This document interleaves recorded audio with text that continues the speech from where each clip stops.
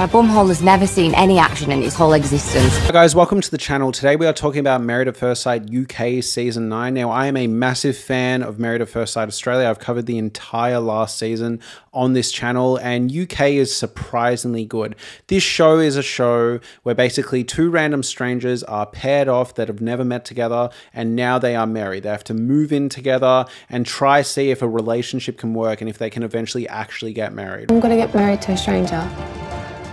A panel of experts are dedicated to choosing these arrangements and basically it makes for incredible reality TV. You know, why would we want to work on our own personal problems or our own interpersonal relationships when we can sit on the couch and judge these poor strangers who have been completely thrown into the deep end for our entertainment? It's excellent. I love you. Like I'm just never going to compare to the universe. Nothing's more than the universe to me. Nothing. What have I done to warrant such disdain? I'm a sexual being and I'm a strong boss bitch. Yes. Yeah? I've actually wrote down the differences between you and my ex-partner. And it's actually scary how similar you are. We had sex 3 times for 10 weeks! My bumhole has never seen any action in its whole existence. You specifically use the term, I want to terrorize your butthole.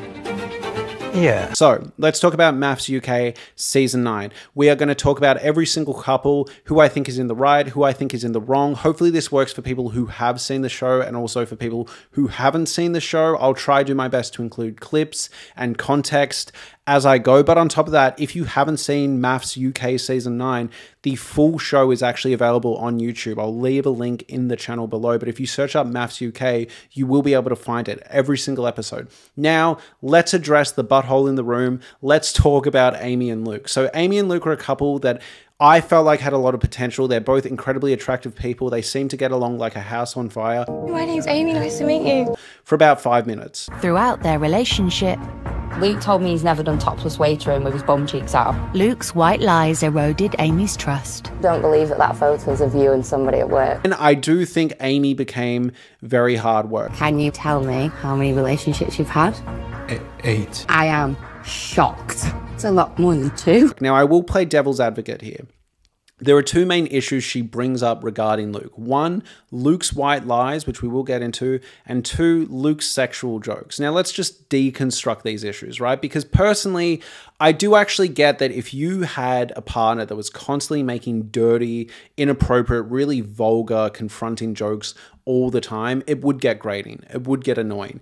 However, the jokes we heard for 99% of the time, I thought were genuinely just normal kind of flirty, sexy banter. They weren't the best, they weren't the funniest, but by no means were they super vulgar or off-putting. There's definitely lots of nice places in Kent to walk dogs and stuff like that. Just don't forget, you know, not only the dog needs exercise, everyone needs exercise as well. Looks like he's constantly making me cringe. We're having a conversation about walking my dog. Why does everything have to be brought back to sex?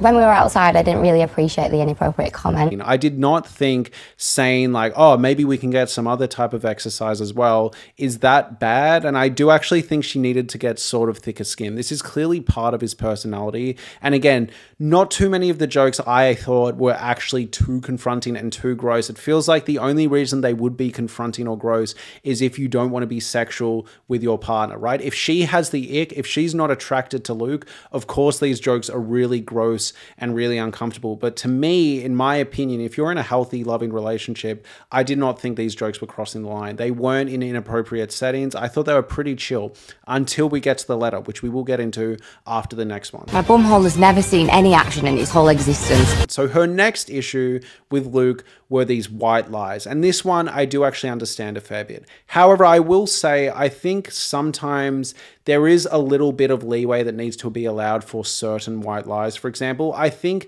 given how volatile she starts to become throughout the relationship and how kind of hard to please she is and how hard she is on Luke, I started to kind of get why he would want to tell white lies to avoid another blow up. My homestay started off on the wrong foot. So maybe this time, best behavior is necessary, you know. This is me in Ibiza. You look different there. I prefer, you know. I'm absolutely fuming. To avoid another drama. It felt like for a lot of the relationship, he was on eggshells. He didn't want to give his honest answer. And then when he did give his honest answer, he was in the doghouse anyways. Amy hasn't really taken this well at all, and she's almost irritated by the comment. So I think she might have preferred me to say that she looked better before, but I thought that that wouldn't make sense because I'd be lying. And we don't want that. So while some of these white lies were genuinely unhinged, like for example, when he cut the photo to make it look like he wasn't in a photo with a girl. Where's the other half of this photo gone? I asked for it to be like a slim photo. It was printed like that. Well, it looks like it's been cut. This is clearly a photo of Luke and another girl, and I just don't understand why he's lying to me right now. I did tell you there was someone else on the edge of the photo. Said it was a guy that you was working with. Yeah, it was a girl. There were other situations where I thought, you know what, I kind of get the position here, right? Your first media girl, and she's asking how many relationships you've been in. You're probably going to round down and give an estimate of the actual proper relationships you've been in rather than every single situationship you've been in. Can you tell me how many relationships you've had? 8. I am shocked. It's a lot more than 2. That one made sense to me. However, there's another issue that they had where I was actually on Luke's side and I thought the entire table was completely uncharitable to Luke. So let's get into it. The situation here, right, is at one point the couples separate and they go on separate retreats. And at one point on this trip, there is a photo sent to the group of a wife and a different husband, right? Not their husband, one random wife and one random husband doing a rather sexual dance. Oh my God. Right? And it basically looks like they're having sex, but in dance form. And Luke sees this photo and says to his partner, Amy, when they're back home, he says, oh, you know what? Like, I'm so glad you didn't do that. Like, I'm really glad, like, I don't have to worry about you being that sexual with another guy when, you know, you're not around me. And she appreciates that comment. You always act with class and integrity. But it upset Lacey.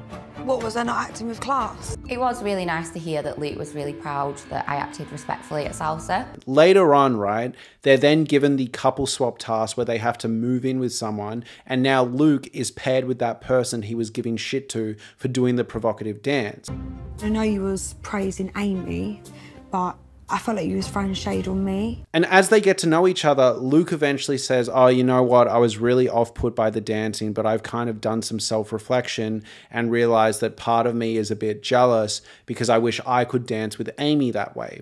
You better do this on Amy. Me and Lacey are getting on very well, you know. You're a very classy girl. I take every single word that I said back. You know what? I've been thinking about it. The reason why I reacted that way, if I'm being honest with myself, there was probably a bit of jealousy. My girl wouldn't dance with me like that. Almost envious. Luke's saying that he was a little bit envious. He wanted, you know, that in his relationship with Amy. And Lacey initially like completely misunderstands what Luke is saying here and takes it that like, oh, a bit hypocritical of him to say that like he was actually proud of Amy for being classy, but now saying he actually wishes she behaved the way I did. It's like not quite, and we'll get into that. Then this blows up with the group and the whole group turns against Luke because they think he was lying to Amy or lying to this girl or lying to both of them, and they could not comprehend what he was trying to say. You called Lacey unclassy, and then he said in partner swap week you was envious to Lacey. Did you switch your story? What do you mean switch your story? You did. I just feel like everything you say bullshit. And in my opinion, it's clear as day what he's trying to say, right? It's the same sort of mentality of I want to have sex with my partner like a corn star, but not actually date someone who does corn. It's the same mentality. He wants to be able to dance like that and be that provocative and be that fun with Amy. However, he would not like if Amy goes out and does those sort of dances with other people. Both can be true. And he was completely steamrolled in this argument. Everyone was saying it was an example of him being dishonest and lying again. And I could not believe that not one person at the table went, oi, hey, I totally get what he's saying. Now, if everyone understood what he was saying and still took issue with it, totally fine. But it just felt like someone who couldn't verbalize themselves properly under pressure getting completely steamrolled. On top of that, can we just note how hilarious the situation was where he's going up the stairs and sees a photo of Amy where, like, let's be real, she looks fundamentally and completely different than she does now. She has had a lot of work done, and he's trying to figure out the right thing to say because he was clearly shocked at how different she looked. So instead of saying like, oh my God, like you're unrecognizable, like, oh, you've changed so much, he goes, oh, I guess you just looked a little bloated here, which like completely backfires. She then takes it as he was saying she was fat. And this is an example of like, yeah, I get why he white lies, because it's just like, look at these situations he gets in with Amy. I think she might have preferred me to say that she looked better before, but I thought that that wouldn't make sense because I'd be lying. And we don't want that. From there are just countless situations where I felt like, yeah, I did think it was hard done by. For example, there's a situation where he's trying to talk to Amy and he's trying to explain to her like, hey, you know, if you always look for bad things, of course our relationship is going to look terrible. And then he says, you know, look at your beautiful bedroom. Can you imagine if all I focused on was that little moldy spot in the corner? But really and truly, every relationship is going to have, it's where you focus, it's where you look, isn't it? Yeah, it's wherever you look. Like, this is a lovely room. It's a beautiful room, but if I look in that corner, all I'm going to see is mold and dew. And instead of finding this like a poignant comparison, she goes, oh my God, why would you come to my house and then give me shit for mold? This is my mother's house. You said you liked the house. Yeah, but it's not... But it's like... Why are you such a fucking arsehole? How am I an arsehole? I'm just saying this. Why would you point out the mould in the corner of my room? Oh. I have that as well in my house. And now you're telling us off about mold, and it's like just completely missing the point. I am annoyed at Luke right now. I just think it's really disrespectful to be commenting on, like, we're in my mum's house. Like, have some respect. It's normal in houses, babe. It's normal. It's not. I just didn't come into your house and comment. And that's exactly my point. I'm saying like. For what I thought was a rather well-worded euphemism. And he even says, like, I didn't care about the mold. Like, it was just an example. And she goes, well, if you didn't care, you wouldn't have pointed it out. It's like just completely missing what he was trying to say. And I really felt bad for Luke for a lot of this. And the reason I am saying all of this is it builds to this moment where they break up at final vows. She says she does not want to continue a relationship with him in a very girl boss way. Her final vows to him were so incredibly cruel. And I'm leaving this experiment knowing exactly what I do not want. This marriage is done, deceased. R.I.P. He sits there and he goes, you know, I'll work on these white lies. I'm so sorry. I'll stop making these sexy jokes. And it's fine if she wants to reject him. If she doesn't see a future with him, fine. But she completely just demolishes him. And when this is played back in front of the group openly go, wow, that was incredibly harsh. Amy herself acknowledges this. But then we hit the butthole. You specifically use the term, I want to terrorize your butthole. So basically what's happened since then, Luke, after getting all this criticism of these boundary pushing jokes that he's been making, which I didn't think were that bad, makes a joke that is objectively boundary pushing. He writes her a sweet letter about all his regrets and then ends it by saying, it said, no regrets, actually just one. I wish I'd have got down on my knees when you were cooking in the kitchen and terrorised your bumhole. My one last regret is not getting down while you were cooking in the kitchen and terrorising your butthole. Oh, God's sake. This is the funniest moment in maths I think I've ever seen. The reactions are genuinely unbelievable. Terrorising the bumhole. And what I love best is the panel of experts are really charitably trying to figure this out, and Luke just doesn't help himself at any point. There's something that maybe took place privately between the two. No, it didn't. No, it did not. You know, the sexologist goes, you know what, we all have our kinks. Maybe this is something that you've like talked about. Maybe this is something you've done. Like, is that why it felt appropriate? Amy shuts this down completely. And then Luke proceeds to say, oh, okay, like we didn't talk about it in the bumhole, but we definitely talked about it in other places. He's never done anything like that to me. Not to a bumhole. What? It is hilarious. The language of saying terrorizing your... You specifically use the term, I want to terrorize your butthole. Yeah. Terrorizing your bumhole is just so unhinged and strange and just such an obscure selection. However, I do actually want to like theorize and speculate here. Earlier in the season, there is a conversation where Luke is talking to some of the friends and saying that like Amy wants me to park my limousine in her garage. And I always thought this was like a euphemism for just sex in general, but like they're already having sex. So what could this mean? Then I thought maybe similar to the experts, it meant climaxing inside her. However, as I was Googling, as I was Redditing, most people took this as a euphemism for anal. So that then makes me go, is there a chance that he actually rejected this during the relationship and has been pontificating on what went wrong and went, you know what, I really do wish I took you up on the offer? Because in that case, I can kind of understand where he felt it was appropriate to make that joke in the letter. However, if that wasn't something that was ever discussed, like Amy says, if it is something that was never on the horizon, and that wasn't what was meant in the conversation about the garage and the limousine, this is just an insane move by Luke. Like, I almost wonder if he was genuinely sitting there and like, fuck it, in for a penny, in for a pound, I'm just going to blow this relationship up. However, Amy's reactions were hilarious. He's never done anything like that to me. Not to a bumhole.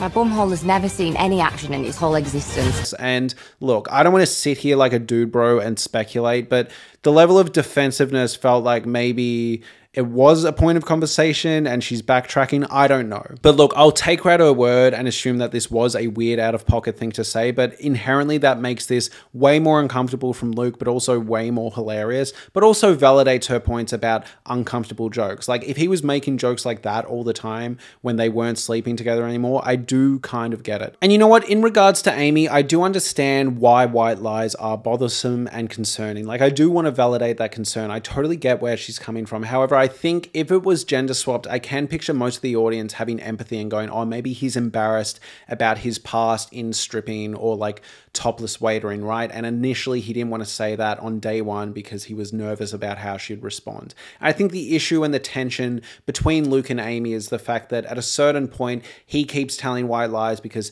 he's scared about how she'll react, and she reacts in a way that validates that concern, but he also continues to behave in a way that validates her concerns about the relationship, and they just blow up. And this peaks in a moment where Luke actually takes off his wedding ring while they're having a fight, while he's meeting Amy's friends for the first time. And I'm going to be real, I was 100% with Luke in this conversation. 100% with Luke in this conversation. He was spot on when he said that Amy was trying to embarrass him. She was. So obviously we've never met before, so tell me a bit about yourself. I do woodwork, I do like crafts, I build little furniture, stuff like that. What else? Is there a specific question you want to... What do you do in your whole spare time? He was saying all these things about the beautiful charity work and work with troubled youth he does. He was talking about all these passions he has, and she said, yeah, what else do you do? Now tell him what else you do. I do like entertainment jobs. It's like costume stuff. You bum cheeks out. Like, she was trying to embarrass him about the topless waitering. And What kind of... Well, I've done like 2 jobs in this year, which I've had like an apron on and stuff like that. And I was actually really proud of Luke for noticing this, acknowledging this, and like ending the relationship. Because I'm going to be real, if I was in a relationship, I could handle white lies, I could handle mistimed jokes. But if someone tried to embarrass me when I was meeting their friends for the first time, yeah, I would have a tough time too. I thought it was totally appropriate. Like, she wants me to start this meeting off with me saying that I'm about to end the buff, and as if that's all I do. I've just come here and I felt like the first introduction was a negative light. And my only thing is I wish he stuck to that. I felt there was an agenda here to portray me a certain way. Portray you? You portray yourself in your own way. Like a dick. The ring's off and it's not coming back on. Well, fuck off then. However, in saying all this, I don't think Amy is as bad overall as the community seems to think. I do think her concerns were valid, even if she was a bit of a buzzkill and needed to have a bit more fun sometimes. I do get her concerns. However, I did think at that moment where she was clearly trying to embarrass him in front of her friends, it took it across the line for me to a point where I couldn't really get past that after that. On top of that, the way she ended the relationship felt really cruel. And Luke does have some growing up to do, and he does need to read the room a bit better, but I don't think he ever feels malicious. Even with the weird bumhole note, it just feels so strange and just like such a misread. However, he does seem like someone that wants the best for Amy. You can see that in the way he talks and kind of like self-flagellates himself. However, Amy really does seem to see Luke as almost an enemy by the end of the show, someone to like punish and hurt and like cause pain against. And I think overall, when I look back on this relationship, I see Luke as someone who has some work to do, but is a well-intentioned person. And with Amy, I do think her concerns were valid, but I think the way she expressed them was genuinely nasty at times, and I get why their relationship dissolved. Hi guys, just while I've got you, I do memberships for this channel. I would love if you could consider getting one. It really helps out the channel and helps me grow. What's included in the membership is once a week, I am doing a sort of book club where I'm talking about a TV show. Currently, I'm covering Tell Me Lies Season 1. I'm covering an episode a week. After that, I'll let members vote on which show I cover next. On top of that, every 3 to 4 weeks, I also do a quick podcast talking about everything I've seen and watched that I don't have time to do full videos on. So you basically get my thoughts on everything I've seen and watched. This is all for a small cost and it really helps the channel. If this sounds interesting to you at all, please consider getting a membership. Thank you so much, and back to the video. Next, we have Rochelle and Orson. I'm just going to say it, as much as I want to be able to validate both sides, I thought Rochelle was absolutely awful to Orson. Basically, their whole relationship tanks from day 1 or day 2 because Orson mentions that he was cheated on in the past, maybe 5 years ago, and says that like he finds that memory bothersome. Like it's a memory that really like haunts him and hurt him. And like, look, do I get where she's coming from about like, oh, I don't want you to still be upset about it and still sooky about it? Yeah, absolutely. However, I don't think he is genuinely depressed about it. He's just saying it's a horrific memory he has. And she never forgives him for this. She's just constantly talking about how Orson just, you know, is too emotional and comes off as weak and he shouldn't be thinking about these things from 5 years ago. And like really just lost respect for him from the moment he said that. Like Rochelle loses respect and attraction and just like any sort of like relationship potential with Orson because he briefly opened up about his feelings. You essentially said he wasn't masculine enough. A strong masculine man is somebody who has his own mind. And from there, the relationship is just absolutely tanked. On top of that, she says the fact that he is trying to pursue acting in his downtime means she can't trust him. He's an actor, so I'm kind of like, so are you playing a role here? Are we here for different reasons? And it just continues to build and build and build until it gets to this awful argument where she basically says like he's not a man, she doesn't respect him, she doesn't want to hear it, and they end the relationship there. This is awful and tragic. I know at a certain point after the relationship's basically done, I think he shares a kiss with Hannah, but at that point, given how awful Rochelle had been, that relationship was basically over. I didn't really see this as a massive cheating scandal. Personally, I'm not saying cheating is okay, but at the point it happened, like the relationship was done. So I was sort of just like, yep, okay. But yeah, this was rough. Next, we have Casper and Emma, and this opens the chunk of the video that is going to be centered around couples that end because the men do not find the women attractive. I don't know if you felt it, but I haven't felt that spark I was hoping to feel. What's your usual type? This is really hard. No, because I don't want to say what I want. I rarely have gone for the curvier person. Do you think I look sexy tonight? But you don't think I'm sexy? No. So, you didn't fancy me, and you don't fancy me, right? Not currently, no. Let's be honest. If you didn't think I was sexy in my wedding dress, and you didn't think I was sexy in my gorgeous bikini today, I don't know what hope there is. But what we're here to do is to look beyond that, and what you need to do is look beyond that.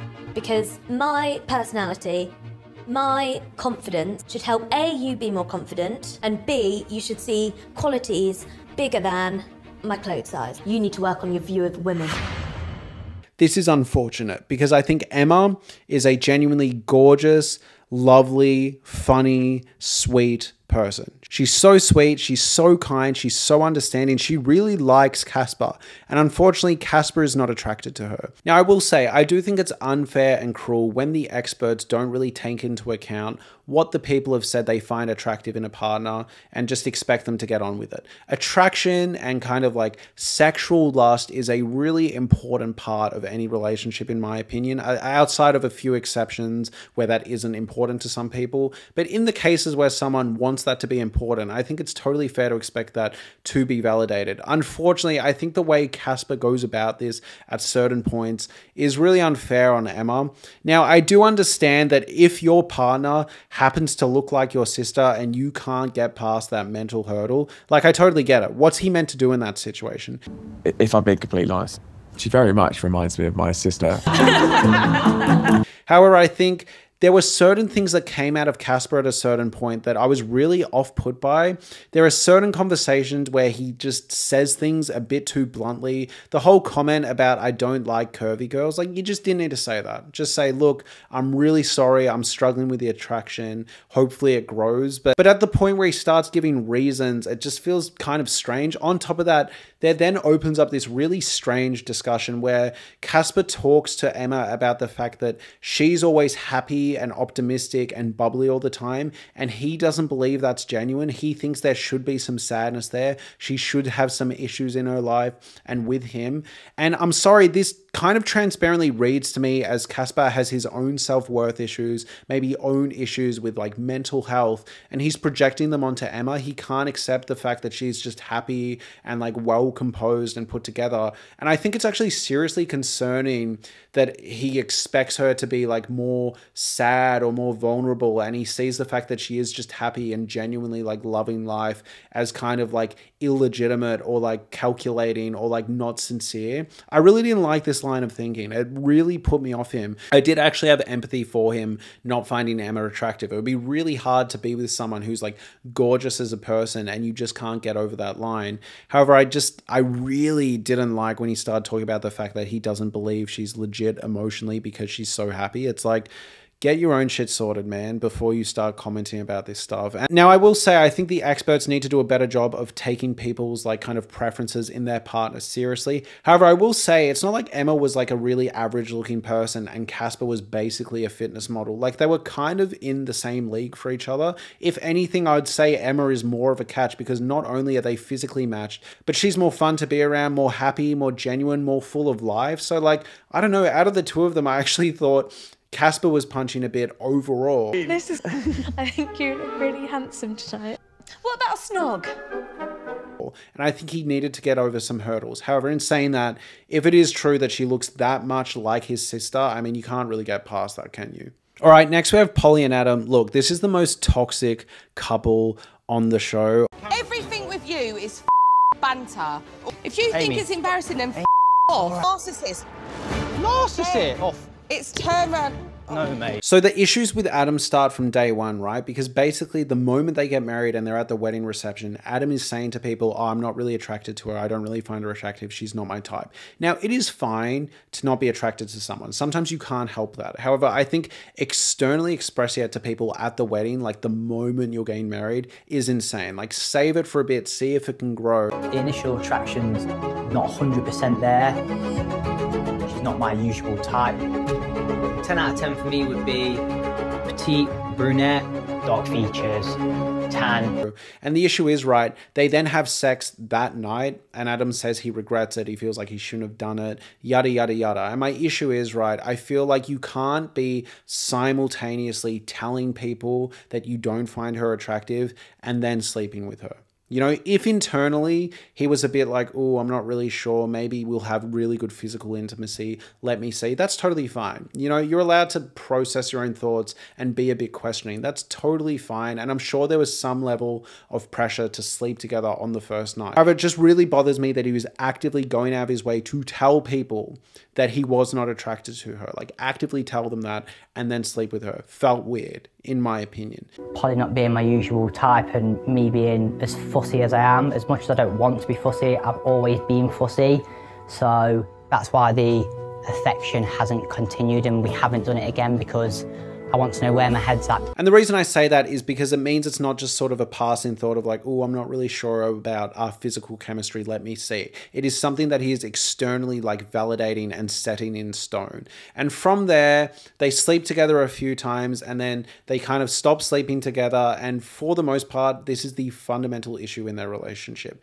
Now, in saying all this, I think Adam fucked up at the start, but for the rest of the relationship, I was kind of with Adam for the most part, because basically the story goes that they slept together a few times. Adam was still struggling with attraction and physical chemistry and emotional chemistry, and he was just not sure about her as a long-term partner. So as a result, he stopped sleeping with her, which feels like a moment of maturity given his immature actions at the start of the relationship. This I understand, this I kind of get, and I understand Adam's position here. But from here, it basically feels like the whole experiment, the experts, Polly are all pressuring him to basically have sex with her when he does not want to, when he's not sure. And I feel like he's locked in a double bind here, right? Because if he sleeps with her just to make her happy or keep the peace, he is essentially leading her on if he doesn't choose her at the end of the experiment or writes leave. That will be thrown in his face. And I just feel like every single week he was sitting there on the couch saying, I want to, but I'm really struggling with the physical chemistry and the intimacy. And basically everyone was shaming him for that. And it's just like, I feel like if he did the opposite, if he started just sleeping with her just cause, he would be in more trouble. Like, either situation does not work. And if it wasn't for his initial fuck up with outwardly telling people that he was not attracted to her, then sleeping with her, I would have been on his side for most of the experiment's run. However, he does fuck up when they do the partner swap experiment and he starts flirting with Amy. I think it's really telling, and it shows that it's not that he necessarily struggles with intimacy, it's that he doesn't find Polly that attractive. He struggles with intimacy, not in general, but he struggles with intimacy for Polly. I do think that Polly might be a little jealous that I'm here today with Amy. It's easier to be more open and fun with Amy because we're friends. Now, in saying all this, I didn't have a massive amount of sympathy or empathy for Polly due to how she acted outside of the relationship. And that might be unfair. Like, I'm fully acknowledging that maybe I should keep it contained to the relationship. But I was just so off-put by how Polly spoke to Adam at certain points,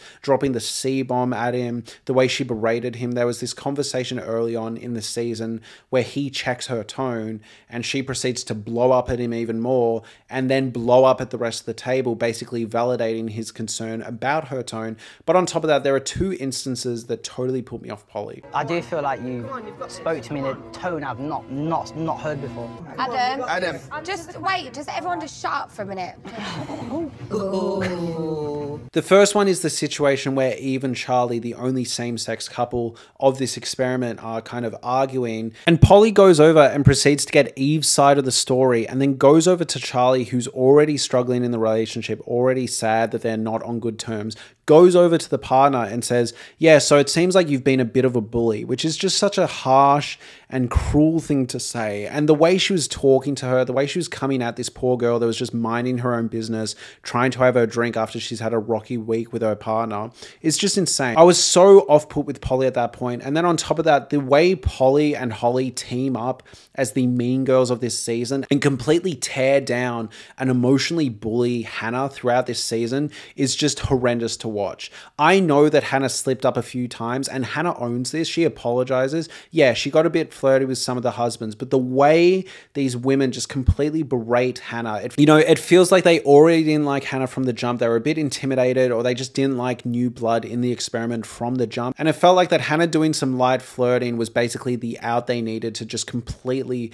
bully her. It is mean girl behavior. I'm not going to sit here and get every single person to tell me what they don't like about me. No, I'm going to tell you. It felt like Holly and Polly must have not had a very good experience in high school, and now they're just taking it out on Hannah. It was cruel and mean and nasty. And then on top of that, the gaslighting afterwards where they're saying, nah, we were just having a conversation. We were just having a conversation. Fuck off out of here. Like, no, you weren't. And then on top of that, that other instance where she blew up at the entire table and told them to fuck off. There's another moment where Adam and Polly get in another fight at the table, and then the boys go to check on Adam and she starts berating them and saying, yeah, fucking boys, off you go to fucking check on him. She's cruel and nasty. And I know it must hurt to be rejected countless times. And Adam sucks in arguments too. He needs to learn that sometimes you can validate some points and sometimes you can admit some wrong you've done, and it doesn't mean you've lost the whole thing. Because yes, overall, like, Adam is right. He did do his best to show intimacy. He did do his best to work on it. He did do his best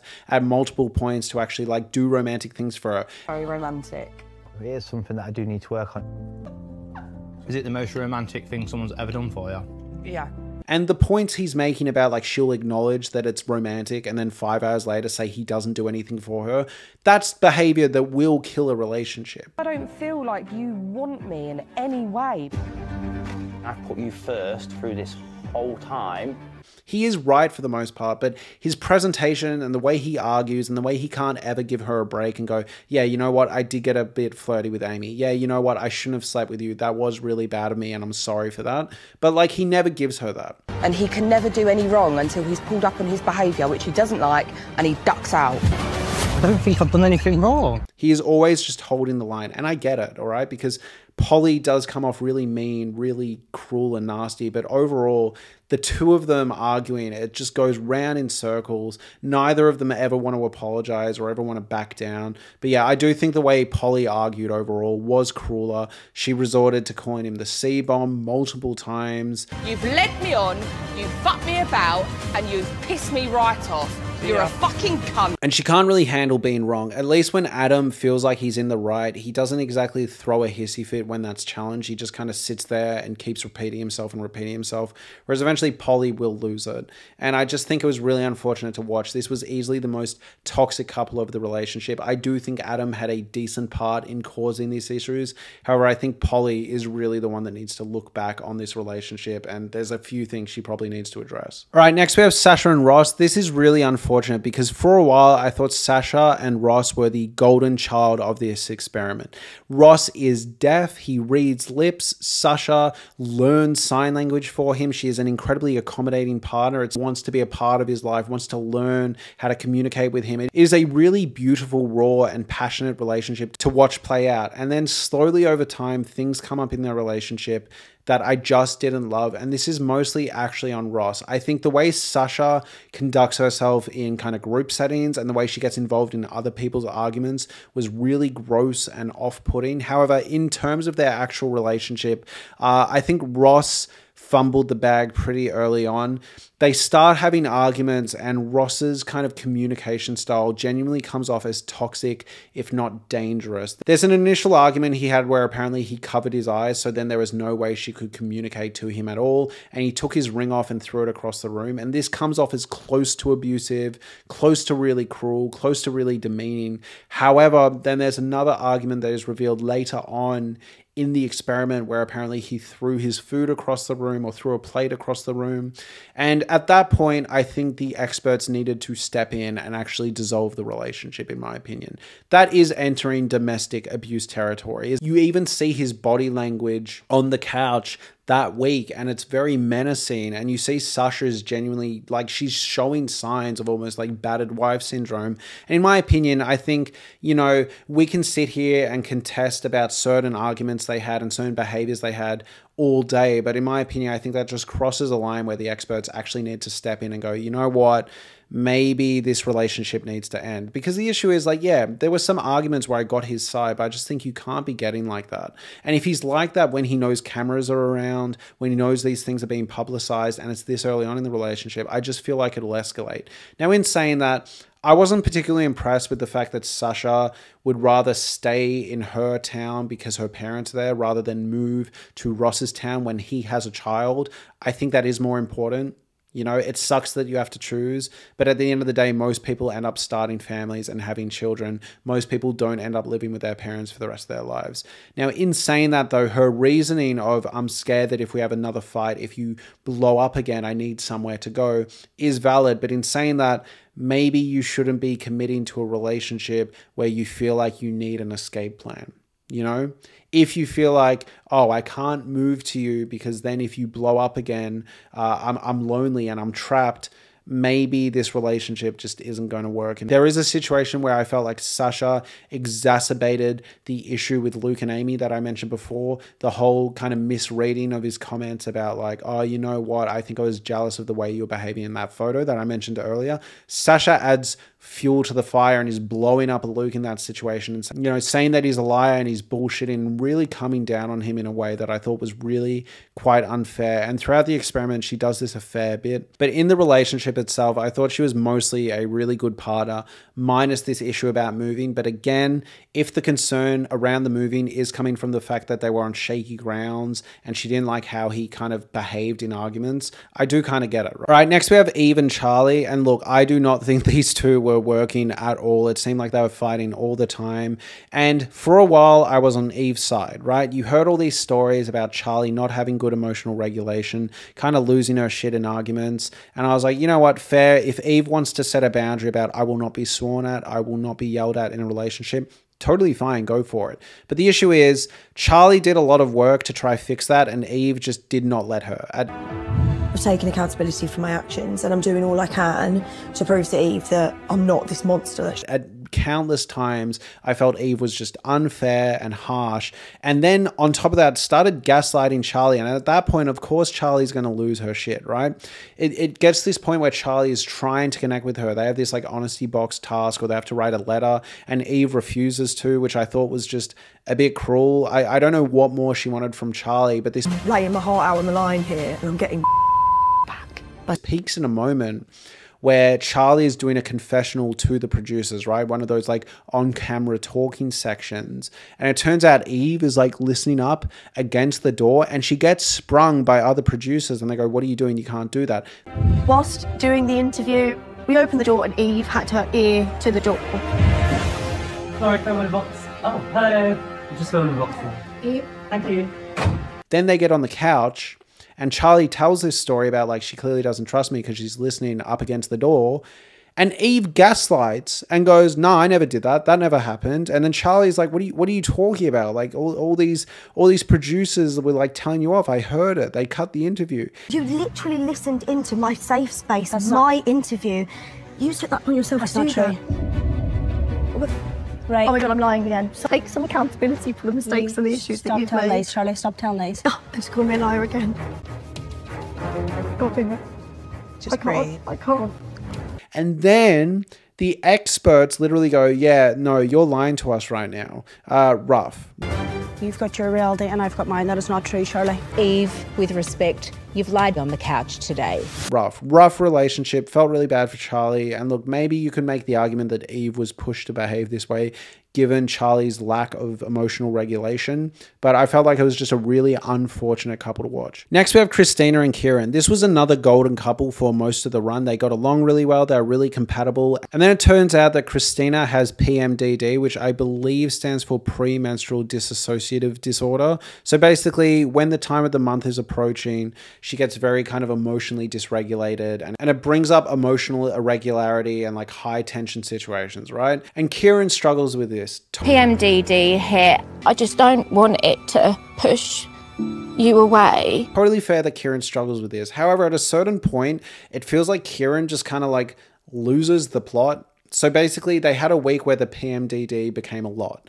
And then following that, Kieran just makes a bunch of really strange, bizarre points. You guys were a little bit different and pretty important areas of my life. First, he brings up this idea that it really bothers him that one of her big priorities in life is like finding a husband, whereas for him, he's not that relationship focused. He wants to have a relationship and then pursue bigger things. You put a husband at the top of the list of your priorities, whereas I'll never give me whole self to someone ever again. And I'm going to be real, like, if you have a healthy partner that genuinely like sees having a healthy relationship with you as one of life's biggest goals, that sounds pretty awesome to me. It sounds like you're going to be well taken care of. It sounds like they're going to be like a great partner to be around. It sounds like they're going to prioritize you. That sounds sick, but he is kind of confronted by this idea because I think from what I was gathering, and he doesn't say this explicitly, but me putting my armchair psychologist brain to action, I felt like what was going on was because she puts so much emphasis on the relationship, he worries that if he doesn't do the same, the relationship's going to crack. He's worried that she will expect the same of him. And that kind of leads him on this path of saying that like, oh, you know, I'm really worried because I need to focus on myself, and like it is time for me to focus on myself. And in my ex relationships, I didn't focus on myself, and I feel like she expects me to like focus on her, which I felt like was an unfair characterization and not what was being communicated from her. But regardless, this then results in a moment where he basically says to her, "You remind me of my ex, and my ex and I weren't happy, and now I'm getting really worried." And then the fucking relationship ends like a week later. You and my ex-partner, it's actually scary how similar you are. It was the strangest thing ever. You're bringing people smiles everywhere you go.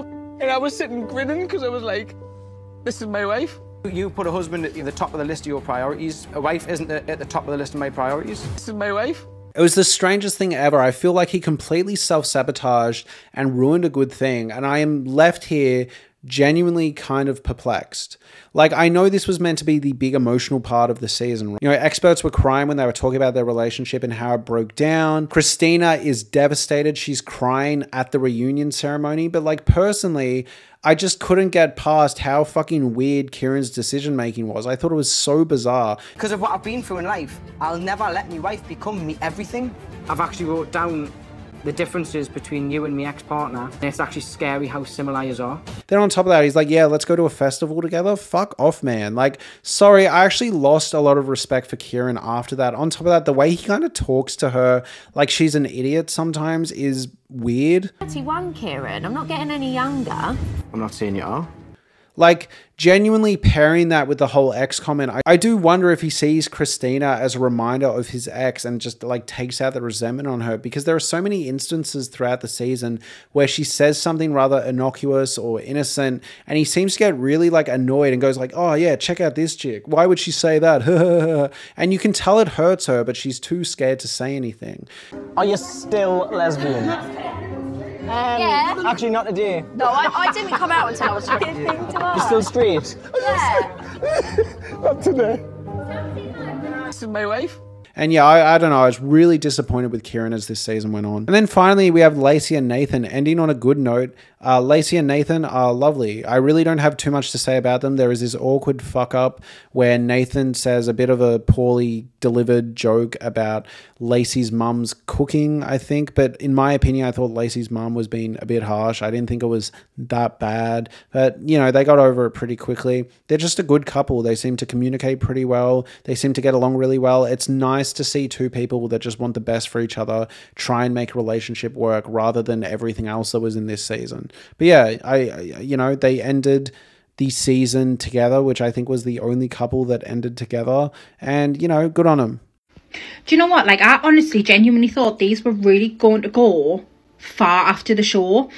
And then to find out after the vows that was aired on the telly that they broke up not long after that. And then this being released today, where they now have blocked each other on all social medias, now has got us kind of thinking the amount of shows that Lacey has been on with her family and shows trying to find love, and was it a wedding dress one that she was on? And then now we're seeing this like pan out. Is this just been a fame thing yet again? Another platform to get her like up the ladder? Because I feel like that's all she's trying to do, climb this ladder, this imaginary ladder to get to the top of where she wants to be so she can claim fame. And I feel like he is so down to earth and he does not give me that vibe at all that he wants to be this famous person, because he's so socially awkward sometimes, God love him. And I'm just a bit shocked. Yeah, this was a pretty good season. I will say it was really slow at the start, but towards the end, especially with the terrorizing the bumhole, I mean, can you really complain about this television season? Like, it was great. It was great. We got so much good stuff from it. Maths delivers once again. Please subscribe to the channel if you want more Maths videos, because down the line, I will be talking about the next season of Maths Australia, and I will be covering every episode or every week. It depends on my schedule. But thank you so much for watching. Please subscribe and please have a lovely day. Thank you, thank you, thank you.